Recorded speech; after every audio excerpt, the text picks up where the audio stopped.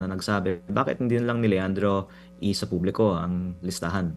Ang sagot dyan na banggit ko na kanina, pero yung isa is ayoko naman na magalit sa akin yung buong kongreso.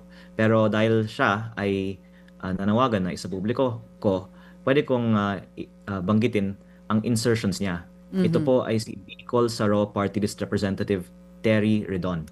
Si Bicol Saro Party List po ay may 150 million pesos road project insertion sa Pamplona at Pasacao, Camarines Sur.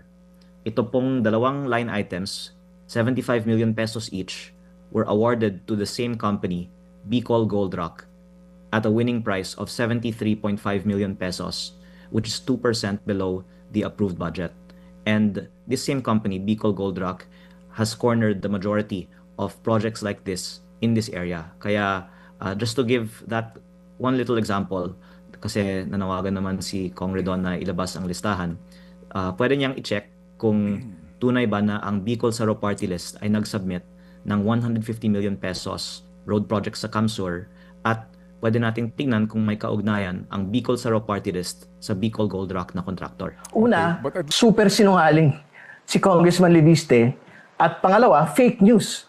Yung sinasabi niya na meron po ka-insertions for the 2025 national budget kung hindi pa ho ako kongresista nung pong binubuo po ito nung pong 2024. Pwede hong mangyari yun. Pwede hong maging batayan po yun. Kailangan niya munang tanggapin na talagang false imputation, false accusation po yung ginawa niya. No? So, we will, yung filing of charges, whatever it is, ethics or legal charges, that can come in time. No? Karapatan po ng mga kongresistang gawin po ito.